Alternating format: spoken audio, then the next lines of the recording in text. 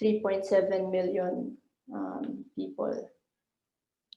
There is a variety of landscape and weather in Georgia, so it ranges from the subtropical Black Sea and to the icy Caucasus. The Caucasus region is the region between the Black Sea and the Caspian Sea. It is mainly occupied by Armenia, Azerbaijan, Georgia, and parts of southern Russia. The Caucasus Mountains is also considered to be a natural barrier between Eastern Europe and Western Asia.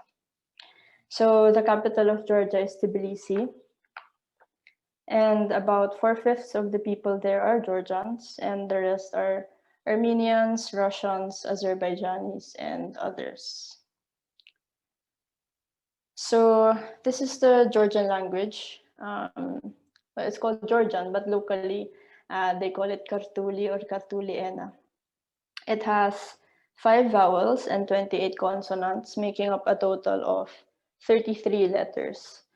I'm not sure if it's the spoken language or the written language, but Kartuli dates back to the 5th century AD. Also, the Georgian writing system includes phonemes. There are, I think, 8 or 9 of them, and these are mostly sounds rather than letters. I think they're similar to the letter NG in Filipino. So those are the 9 letters at the bottom there, the last 9 letters. So here are some words and phrases that I learned while I was in Georgia. They were very useful to me. So if you want to say hello, you say kamarjoba. Goodbye is nakvamdis. If you want to say you're fine or you're okay, you say kargi or kargad. Good morning is a bit difficult to learn in the beginning, but it's delam shvidobisa. Thank you is madloba. Thank you very much is didi madloba. If you want to say excuse me, you say bodishi. And this one's very useful. I don't speak Georgian well, is kartuliena kargad arvitsi. Water is tskali, coffee is kava, beer is ludi, and wine is kvino. They're also very famous for their wines. So some famous Georgian food and drinks. So this is chacha. It's a kind of brandy, but also very similar to vodka. And it's made with pomace grapes or the grape residue that is left after making wine. So we'd usually have a shot of chacha at the end of the night after tea time.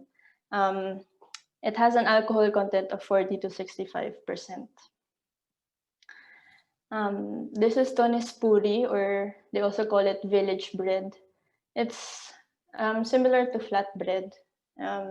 We have that for breakfast, lunch, and dinner with some butter and cheese. They're very famous for this. This is borjomi. It's a brand of bottled water. And so they're in the Caucasus, so they have really good drinking water.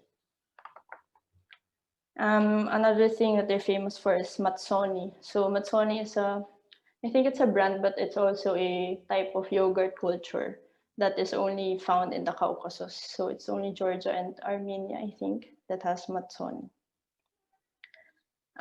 This is chochkhela.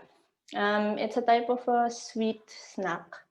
So inside those things are walnuts and other types of nuts that are strung together, and they're dipped in a sugary solution like a syrup, and they're dipped over and over until it hardens to a wax-like consistency.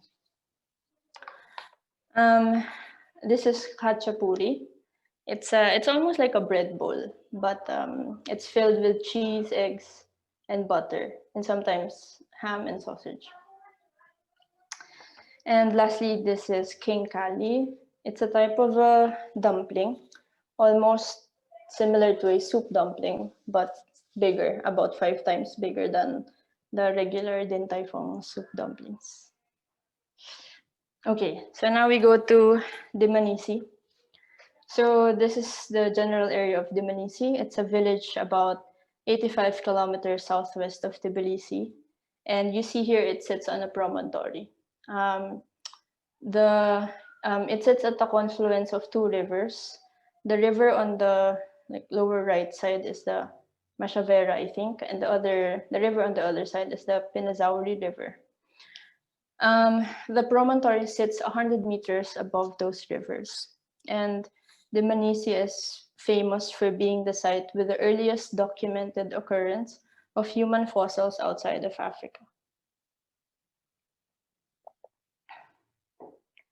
Dmanisi is also a site of a medieval village with forts, churches, and other structures, such as the Sioni Cathedral, the Church of Saint Marina, a citadel with bathhouses, and other remains, such as this kevevri. A kevevri is a type of vessel that they use to ferment wine. Kevevris are usually underground, but some kevevris nowadays are above ground. So we excavate near these areas. So Dmanisi is about a 2-hour car ride away from Tbilisi. The Dmanisi Staff House is a 2-story building. The rooms are on the second floor, and then the kitchen, storage, and dining tables are on the ground floor. Adjacent to the house is this large sink where we brush our teeth, and also where we wash artifacts collected from the previous days. I think the blue basin has some artifacts. And if you notice by the roof, you'll see toothpastes and toothbrushes. So that's where we place our toothbrushes. Within the compound is a building that houses a laboratory on the ground floor, a lecture hall on the second floor, and then a roof deck. Okay, so now on to the second part of my presentation. So field school activities. So this is a typical working day in Dmanisi. This is a view from the dining table, and you see there the citadel at the top of the promontory. So at 7:20 a.m., we have our breakfast. So breakfast is usually biscuits and bread, apple jam, Nutella, honey, butter and cheese, and coffee. And then at 7:45, we drive up to the site from the promontory. It's only about a 1.5 kilometer away, so it's usually just a 5 to 8 minute ride. At exactly 8 a.m., we start excavating at the site. When I was there for my batch, there were 7 of us in the field school. Some people are from the US, from India, I forgot the other one, and then from 2 from Georgia. So Romania, the other one's from Romania, and we also had 2 or 3 local workers with us. So we each had our own 1 by 1 meter square to excavate. So these are the tools that we use in excavating. So you notice that there are no trowels except for that one over there. But we almost only used hammers and chisels because of the highly cemented layers in Dmanisi. So I'm not sure if you guys can see this clip, but it's just a short clip to show how compact the sediments were and how difficult it was to excavate. It's literally almost like digging through cement. So when we are not excavating, we also took turns in cleaning and accessioning artifacts at the lab. The most common tools at the lab were scalpels, dental picks, brushes, and alcohol. So each of us gets a cushioned mat covered in plastic. So that's the yellow thing over there at the table. And that's where we place artifacts while we're working on them. So some Dmanisi bones are very fragile and they're prone to breaking. So for these artifacts, we would put I forgot the chemical, what the chemical was, but it's a consolidant or hardener. That's so that's what's inside that syringe, and then we would carefully inject the inside of the bones with that chemical. We only use it with the assistance of a lab technician so that we're sure that we're using the chemicals correctly. There were also times when we would get bones that broke into pieces.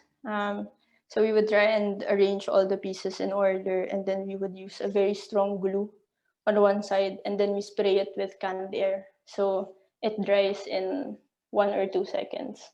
Unlike how we usually use Elmer's glue, it dries in 5 or 10 minutes. So this is a typical lunch at the site, the one on the left. It's usually bread, cheese, and then some cold cuts. And then when we're at the house, we'd usually get some type of protein, potatoes, and then some salad. So after lunch, we go back to excavating or we go back to the lab. And Georgi, one of our field school advisors, also taught us how to use the total mapping station. So it's the green one. I got to man it for, I think, 1.5 days. So what we do is when someone has exposed an artifact, we turn on the laser pointer and then we point it to the middle of the artifact. And then the total mapping station measures the coordinates and the elevation of the artifact. And then we push another button and then that saves the coordinates in the total mapping station. After which we shout the coordinates back to the archaeologist and then they will record it in the recording sheets. So at 3:30 we finish excavating and we finish lab and then we clean up our squares. We drive back home and then at 5 p.m. we have an early dinner. At 6:30 we have our 1 hour lectures. So for our entire stay, we had a guest lecturer. Our guest lecturer was Professor Walter Neves. He is a Brazilian anthropologist, archaeologist, and biologist from the University of Sao Paulo, Brazil. So he was the one who analyzed the 10,000-year-old skull named Lucia that was found in Belo Horizonte in Brazil. So before we went to Georgia, he gave us some readings and then we discussed those in the lectures. His lectures focused mainly on paleoanthropology and speciation. So that's Professor Neves on the right. He's wearing the white shirt. We also had some lectures by Professor Reed Fairing. He's the one on the left in the brown polo. Professor Fairing is an archaeologist and geologist from the University of North Texas, but he also has worked for a very long time in Dmanisi, I think since the 1990s. He gave us lectures on mapping and on the geoarchaeology of Dmanisi. There were also some lectures by Professor Martha Tapin. She is from the University of Minnesota, and she discussed the taphonomic processes in Dmanisi. And then other lectures are from Dr. Annie Margvelashvili. She's our field director, and she discussed the hominid remains in Dmanisi. Other lectures include bone puzzles and more napping activities. And then at 9 p.m., we have tea. It's tea time, so we'd usually have some biscuits or some pastries. On some Saturdays, we either did wet sieving in the nearby creek or dry sieving. Sundays are off days, so we would usually go to the village to buy chocolates and chips. Or sometimes we would go to the lecture hall and watch some movies or play cards, or we would go to the nearby river. On our third week, we also had a field trip around Georgia. So we went to a number of wonderful churches, Orthodox churches. And we also went to this place. It's called Uplistike. It's an ancient town in eastern Georgia. It's a cave town fortress on the left bank of the river Mitkavari. It is considered to be the oldest settlement in Georgia. It used to be the political and religious center of Georgia before Tbilisi. The earliest trace of human occupation of Oplistike is at the end of the second millennium BC. On our last day, we were divided into groups and we were tasked to present some papers before graduation. So my group presented a paper by Dr. Annie Margvelashvili regarding the dental mandibular morphology of the Dmanisi hominids. We are also, I think, the 10th batch of field schoolers in Dmanisi. So after the presentations, we were treated to a graduation ceremony at the house. So there was a lot of food and wine, and so this is a picture of the Dmanisi and the Tbilisi teams, and also field schoolers and some guests. Mylene is right there on the right side. So the day after our graduation, we went back to Tbilisi and we had a couple of days off. We were also treated to a tour around the Georgia National Museum by Sopo, one of the Dmanisi team members. Okay, so now the third and last part of my presentation. All right, so this is an aerial view of the promontory. All the excavations are focused on the middle portion of the promontory. And that's also where we excavated during the 2019 field school season. The hominin remains were all found in blocks 1 and 2, and they all have a maximum possible date of 1.77 million years based on argon dates. So this is the general stratigraphic profile of the promontory. It shows the sedimentary record in Dmanisi. So in Dmanisi, you'll see on the left, the A layers are under the Olduvai subchron, and then the B layers are under the upper Matoyama chron. And then the photo on the right is a photo of the M5 test pit, and you'll clearly see there the different layers. So some artifacts were found in the A layers, including a partial rhinoceros mandible. However, most artifacts, including the hominids, were found on the Matoyama infills of Unit B within Unit A. So there are cavities that formed, and these were formed by groundwater piping from the promontory to the nearby river. So those cavities are the B1Z, B1X, and BY1 layers, and that's where the hominids were found. So these pipes might have been filled later by sediments from the upper layers, and then they might also have been filled by carnivorous activities.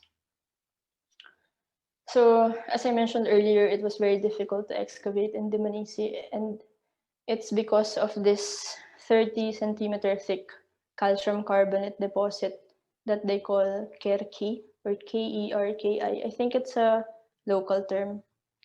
Kerki is found within units B1A to B1B. And as you see in the picture, Kerki envelopes many artifacts and bones. But they're also very thankful for Kerki because they think that it greatly contributed to the preservation of the artifacts from the A layers.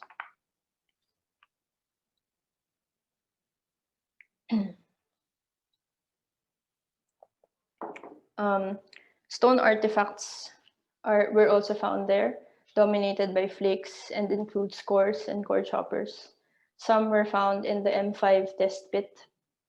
So these finds pushed back the occupational date of Dmanisi from the original 1.77 to now 1.85 million years, just for the occupational dates, not the hominid remains. So over 1,000 artifacts were recovered from units A and B, where most artifacts were made entirely from local basalt sources using an Oldo 1 or a Mode 1 technology. Here are some of the vertebrate fauna that were found in Dmanisi. They are all from the late Villanian to the early Biharian mammal ages of Europe, and those dates are from the Pliocene to the early Pleistocene. So some vertebrates include ostriches, hyenas, Etruscan bears, and horses. Okay, so now to the hominid remains.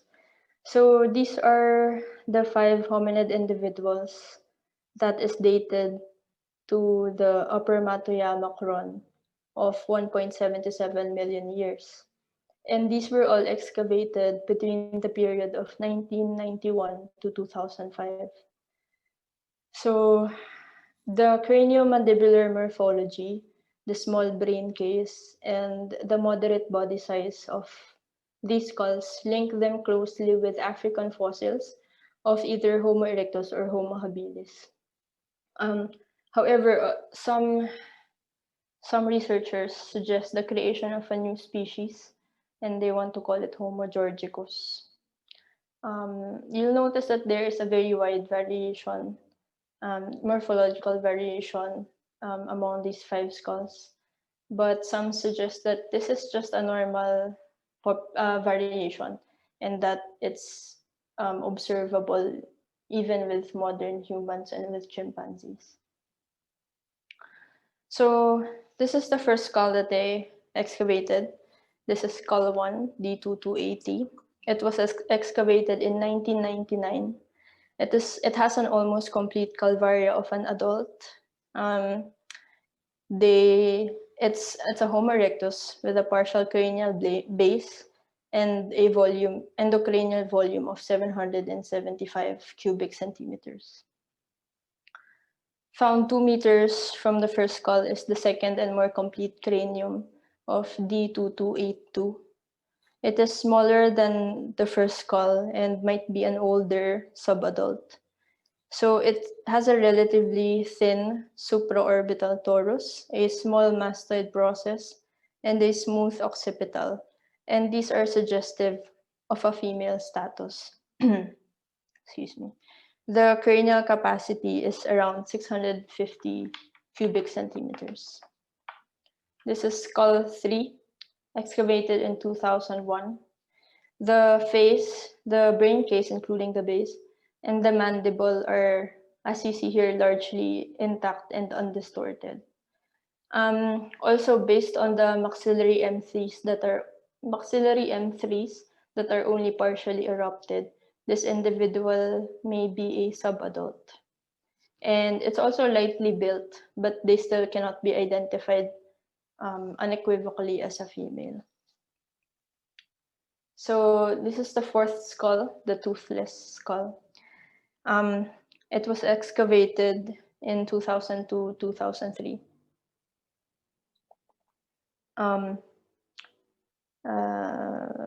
At the time of the discovery, it was embedded in hard matrix, and the endocranial cavity was partially filled with layers with stratified sediment. The estimated cranial capacity for this is 650. So you see here the computed tomography cross-section of the matrix block containing skull 4. You'll see that the endocranial cavity is over here, is partially filled with stratified sediment. So obviously there are no teeth present for the skull, and the maxillary alveolar processes are heavily resorbed. For the mandible, all sockets apart from the left canine tooth have been fully resorbed. However, it looks like that lone canine tooth persisted in its socket at the time of death. And then this level of alveolar bone atrophy suggests significant tooth loss way before the time of death. This individual clearly was able to survive without having to do heavy chewing, or at least someone assisted this person in processing their food for them.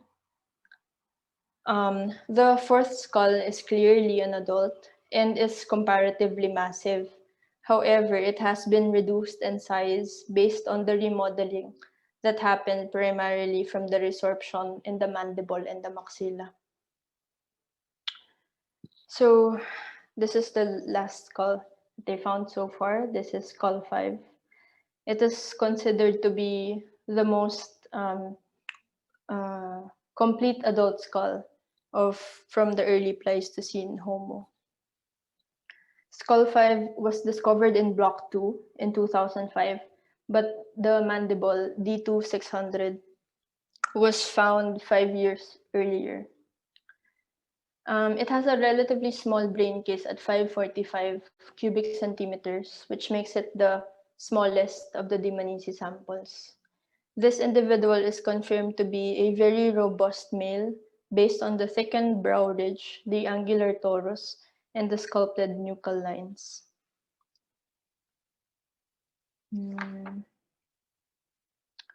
So the face of skull 5 is among the largest and most prognathic case known for early Homo. Scoring for the vault sutures provides an estimate of about 50 years old. Skull 5 appears to be advanced in age relative to other members of the Dmanisi population, except for the fourth skull. So there were also other postcranial remains that were found, including some humerus, femur, tibia, clavicle, vertebra, and hand and foot bones. So these are remains of subadult, a large adult, and a small adult. So stratigraphic analysis shows that all of the Dmanisi fossils, all the 5 skulls, were deposited shortly after the Olduvai-Matoyama reversal at 1.77 million years. After that, the 30 to 40 centimeter thick groundwater, the Kerki, and the other layers were deposited. They estimate that it only took a period of less than 10,000 years between the Dmanisi hominin deposition and the deposition of the upper B layers. So the relatively rapid burial is part of the reason why the Dmanisi remains are very well preserved. So M5 has yielded in situ stone flakes and heavily weathered animal bones from the older A sediments, which are 1.85. And then they found the hominids in blocks 1 and 2 at 1.77 million years. So these finds suggest that the Dmanisi was repeatedly occupied over thousands of years, so at least the period between 1.77 to 1.85. So I think that's 80,000 years, I think. They also found manuports with sizes ranging from 5 to 10 centimeters. Some suggest that they were stockpiled for future flaking, and others, particularly Professor Fering, suggest that these cobbles were used as defensive strategies against carnivores that came in close contact with the individuals. So the Dmanisi crania and mandibles has a very wide anatomical and metric variation, as you see here and in the previous slides. Some archaeologists and anthropologists question whether these fossils only show age-related growth and sexual dimorphism within one single population, or whether there are 2 or more distinct taxa at the site. Especially though if you consider skull 5, which they believe to have a very unusual morphology as compared with the other skulls. Some researchers suggest separating skull 5 from the others and calling this skull Homo georgicus, and the rest Homo erectus. So, but there are still, of course, similarities within the 5 individuals, and that includes the small brain size, prominent brow ridges, at least for the adults, and then a depressed parietal. But there are also variations, and that includes cranial height and parietal arc lengths, among others. So another thing that possibly caused the variation within these individuals is tooth wear and dentoalveolar remodeling. Dental wear and compensatory remodeling remain consistent over the life course of an individual. Some factors that influence dental wear are the differences in bite pressure, in bite force direction, and in the abrasiveness of the food consumed.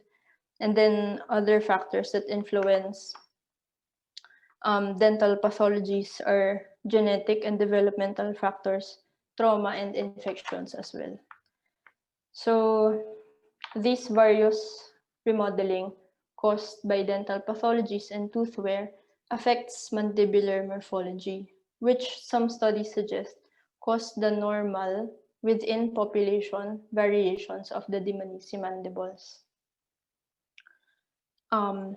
However, some still disagree with attributing mandibular shape differences to dental pathologies. They even argue, as mentioned earlier, that some Dmanisi individuals belong to a different taxon from the others. Okay, so these types of debate still linger around the Dmanisi remains, even with the discovery of those 5 impressive skulls. There are questions on speciation and intraspecific variation and taxonomic variability, and they are still currently under debate or investigation. Even when I was there, they had different perspectives on these things.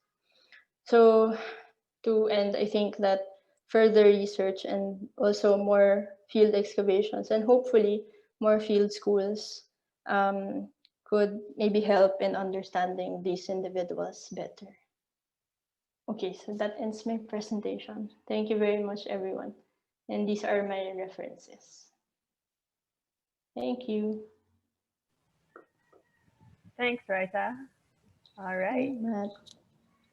That was a really great talk. I think we also have questions, but I will turn over the moderating to Arturo for this, with JJ Arturo on this for this moment. So, JJ. Yes. Thank you, Raisa, for this wonderful presentation. And yeah, so we're gonna open the floor for anyone who has questions. So either feel free to, in the reactions, raise your hand or open your camera and your mic so that you could ask the question. Once again, you could direct the questions, if you don't feel like showing your face, to the chat or privately to the moderators. So yeah, we'll open the questions to the floor right now. But I think I actually do have a question while people still sort of think through, their thoughts. I actually wanted to, like, if they had any sort of hypothesis as to what caused the that very, very tough layer that caused the preservation of the the layers, because it seems really, really interesting that that sort of came up, and I was wondering if they have any theories, hypothesis as to why that layer exists. I'm trying to recall some of the lectures. I think it's partly due to the weather in Dmanisi, so it's a very dry. They have a very dry climate in Dmanisi, and also it's from the groundwater talcrites that formed on top of the A layers. So it's formed by groundwater that runs from the promontory, bringing with it some sediments and then running towards the river. And then that forms over time to that Kerki layer. Um, yeah, if I remember correctly, that's how they explained it to us. Okay, I thank don't you. know if Maylene or Bea remembers other other theories on the Kerki layer. Yeah, if you have any ideas as to why, that would be also very, very helpful. That's how I remember it. Can I say something? Because I Yes. actually have to leave soon for another meeting. Congratulations, Raisa. Thank you so much for this Thank lecture. you. It was excellent, excellent. Really very comprehensive, and it's one of the best lectures about Dmanisi that I've ever sat in. So congratulations. I'm so proud of you.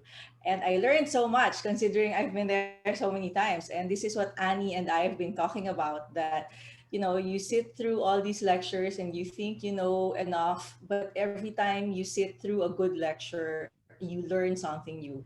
And yours was one of those excellent lectures, and I learned so much. So thank you very much and congratulations. Um, in 2020, the next student that was supposed to go was Dea, but we all know what happened in 2020. So Dea still, she's still the one there for the next field school. We're hoping for summer this year. But let's see what happens. In the meantime, we had the online Dmanisi Field School that half of those people who attended are from the Philippines, which was awesome. And yeah, so if anyone's interested, let us know, and then we can work on you guys getting to Dmanisi just like Raisa and Bea Ferreras have, and hopefully soon Dea. So thank you. As for Kerky, I hated that stuff. My God, it gave me such a headache, with the chisel and the hammer.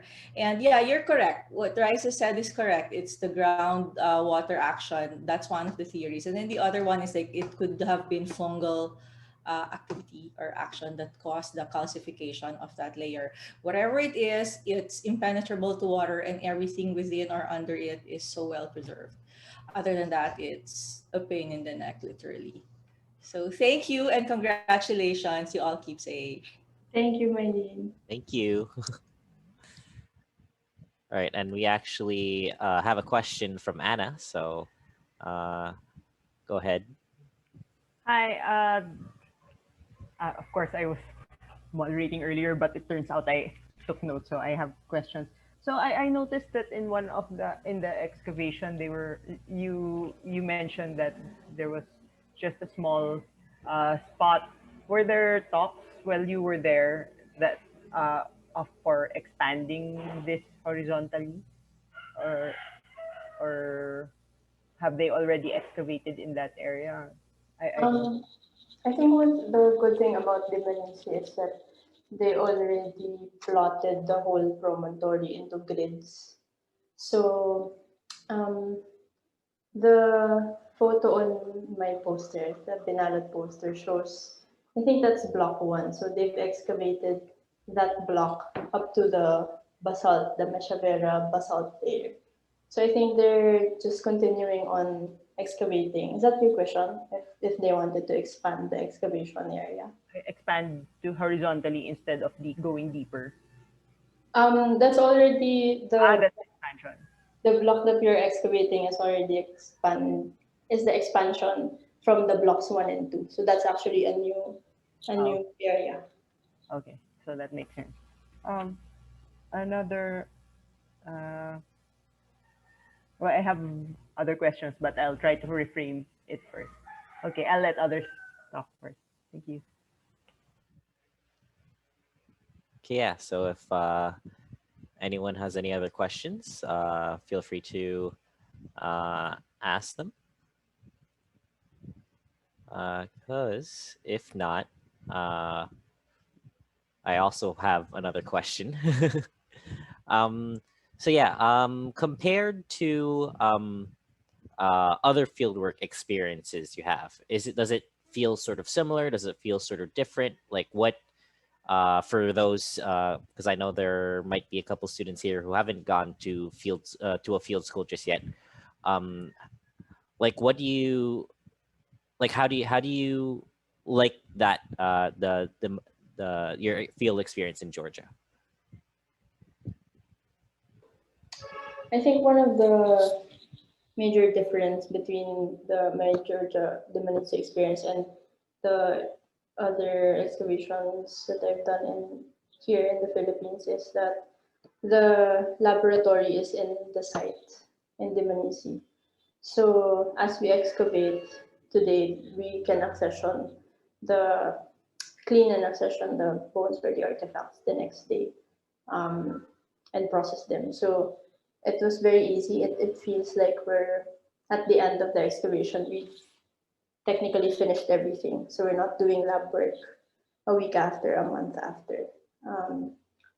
And then also, as Merlin has mentioned, the Cherokee layers, it's a very different experience from digging using trowels to using hammers and chisels.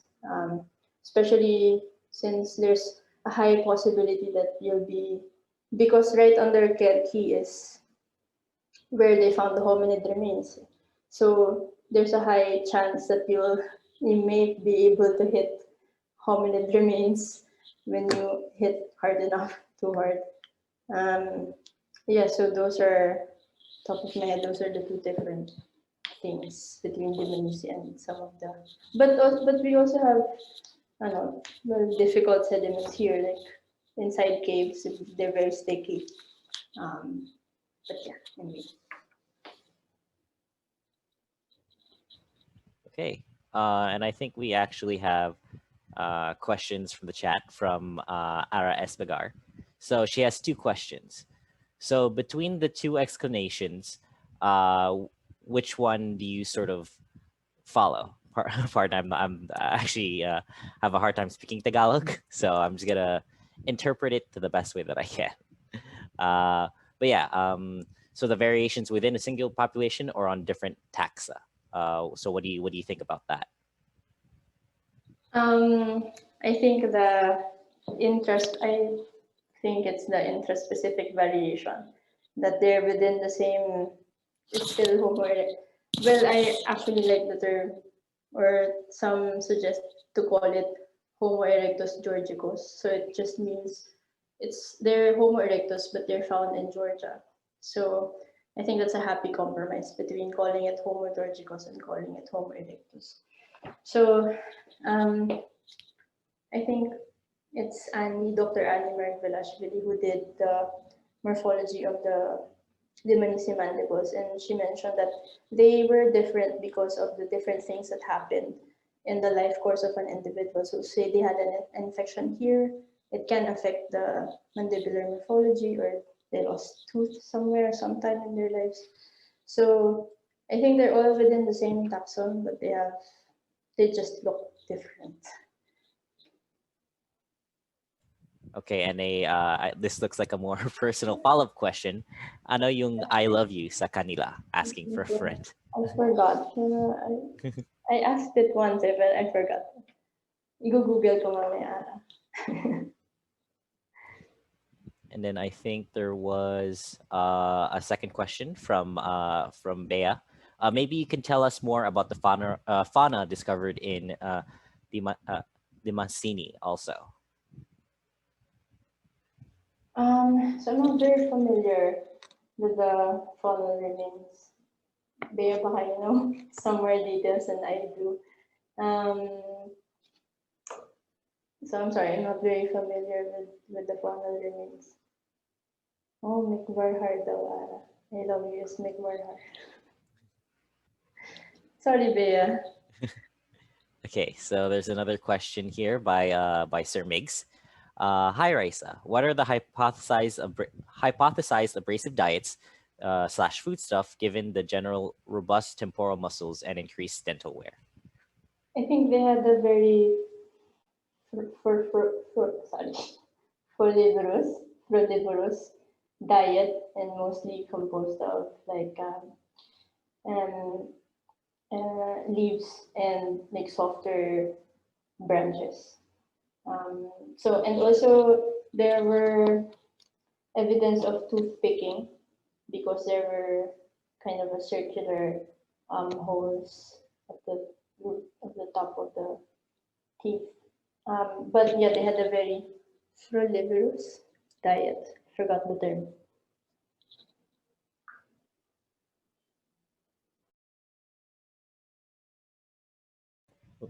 Yeah, thank you.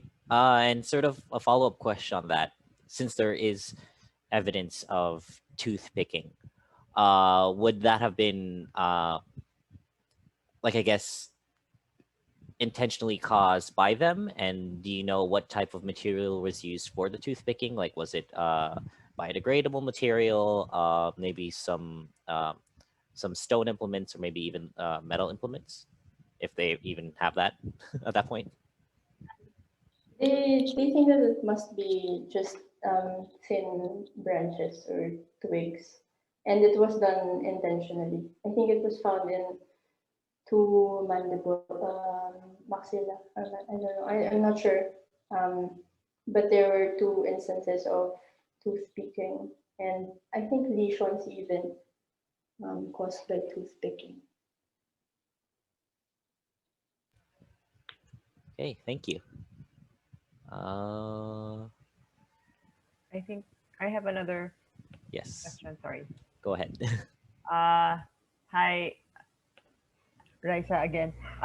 With regards to the tooth picking, so I know that the faunal remains isn't a specialization, but maybe I don't know about this. Have there been comparisons with the diet of or the environment diet based on the environment, or the environment based on the diet of the faunal and the hominin remains? I'm not sure, huh? Sorry. Um, the environment based on the faunal remains.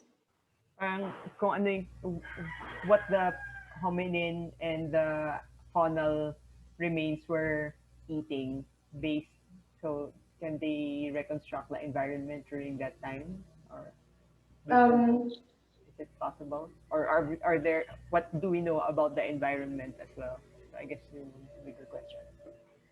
at least from so I'm not very sure about the environmental conditions in Dmanisi when these five individuals were alive. But from the skull for individual, the toothless individual, they think that they might have even maybe the brains of some animals or the bone marrow because and it's just logical that they can only consume soft food. So they think that's part of their diet.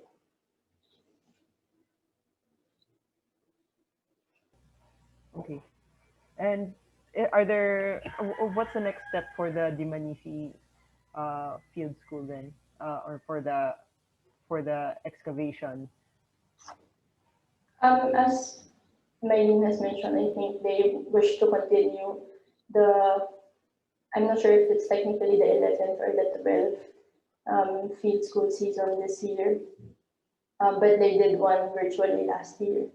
Um, and they are very eager to keep on excavating. I think they have a 3 month long, I think 3 month long excavation season during the summertime in Georgia. So after we finished, there were still some archaeologists that were excavating. So they're very much eager to add to the collection of the five skulls, and they even hope that they would find the sixth skull during our fiscal season. But when you were excavating, you were already at that same layer as when they were finding, We were just on the Kerki layer, just above the, a little above, just above the, yeah. But the thing is, in Dmanisi, there are, so as I mentioned earlier, some piping that happened. Yeah. And so within those pipes, that's where they found the hominid remains. So we still don't know if after the Kerki we'll find some pipes where we might be able to find remains, or after the Kerki it's just the normal A layers. It's better if you find the pipe because that's a very good sign that maybe there are some hominid remains under them. How was the sorry? How was the excavation there? So by layers, right? So or you tagal ko na hindi nag-hukay, di ba? By feet, tama ba? Context spit. Feet. Okay. Oh my God. So 5, 10, 15, 20, or it doesn't matter. Kung ilan yung Fits within layers. Huh? Fits within layers. Spits within layers. Diba fina-follow pa rin yung layers, pero nagsispit ka within the, parang 5 cm spits within the layers. While you're in the layer, magsispit ka. Okay. So, I don't remember. Pero I was doing, siguro I was in the same layer, that's why I was doing the spit method. Yeah. Thank you. All right. Thank you. And I hope you don't mind. I have another question. But this is more on the field school because it's interesting about, and I think I also asked that to anyone who excavate everywhere, including Bea and everyone. So how when you did learning some of the term, how did the learning some of the terms help? What how do you communicate with everyone? So because you put an emphasis at the beginning about the terms the terms that you were commonly using. So I tried to learn the numbers so that I can tell them the spit number, etc. And there, I think the Georgian people are very proud people. So they like it when you kind of learn their language as well. So I think that's part of the learning process in Georgia is to also learn their language. I think that's ano ba, just being respectful of the place and the people. So yeah, I think most of us, si Bea and si Mylene and myself also, we tried hard to kind of pronounce it correctly and to learn a lot of phrases and a lot of words, sometimes funny phrases. And for our Georgian hosts as well. I liked it because I was also thinking about how to communicate in terms of field school, and I guess it's also because I was looking through the participants here. There's a lot who haven't been to the field, so sometimes I was thinking that when one of the best, maybe one of the not best, but one of the ways to communicate or to get more information is to also, I guess, involve the locals and the locals are also uh, helping to in understanding. So I really like that concept na yung numbers, very basic, but it's very important because we're as archaeologists we're always measuring, 'di ba? And you would think na parang numbers lang yan, but I like that concept that you were saying that to get the measurements, to get the dates, and then it's numbers are very basic and very important.